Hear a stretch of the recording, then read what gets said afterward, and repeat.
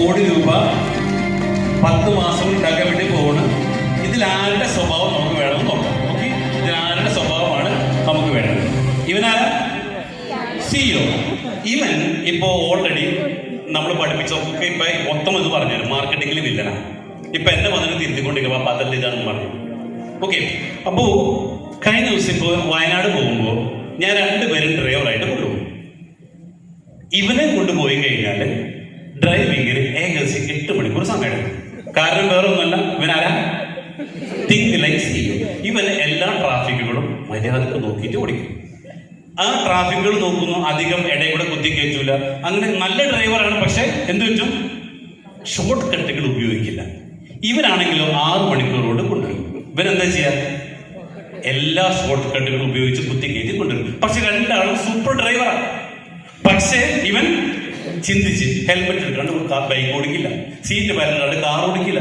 എല്ലാ rules and റെഗുലേഷൻസും മാത്രം നോക്കിയിട്ട് അവൻ ചെയ്യുള്ളൂ. ഇവനാണെങ്കിലോ കാര്യം നടത്തണം, അവിടെ ബാക്കിയെല്ലാം അല്ലേ. അപ്പൊ ഇവിടെ നമ്മൾ പഠിച്ചത് പണം ഉണ്ടാക്കാൻ നേരായ മാർഗം ഉപയോഗിക്കരുത്. പണം ഉണ്ടാക്കാൻ എന്ത് ചെയ്യണം?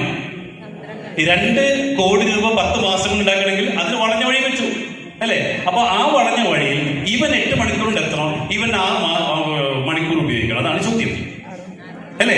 നമുക്ക് ഉപയോഗിക്കണം? ഇതേപോലെ ചിന്തിച്ച് പതുക്കെ ചെയ്ത് നേടിയാൽ മതിയോ? ഇവന്റെ പോലെ ഷോർട്ട് കട്ട് ഉപയോഗിക്കണം. ഇത്രയാണ് ചോദ്യം. ഏത് വേണം?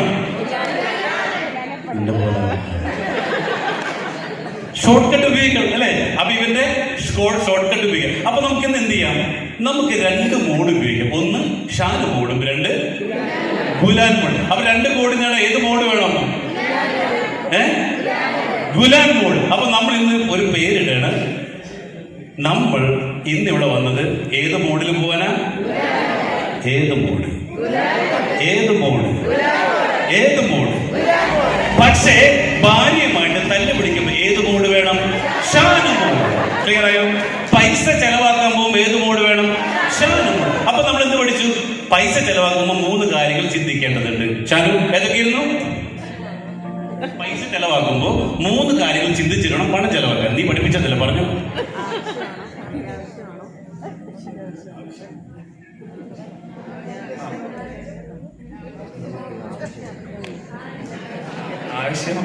അത്യാവശ്യം. ഇവൻ മിന്നാന്ന് ഇപ്പോ MBA ഫിനാൻസ് പഠിച്ചുകൊണ്ടിരിക്കണം. വേറെ പോയിന്റ് പറഞ്ഞത് അതോടെ പബ്ലിക് ആയിട്ടുള്ള വരും. ഓക്കെ, അപ്പൊ എന്തിരുന്നു? ആവശ്യം, അനാവശ്യം, അത്യാവശ്യം. അപ്പൊ നമ്മൾ ഒരു സാധനം വാങ്ങിക്കാൻ വേണ്ടി പോകുമ്പോൾ 3 കാര്യങ്ങൾ ചിന്തിക്കണം. ഇതെനിക്കിപ്പോ ആവശ്യമുള്ളതാണോ? ഇതിപ്പോ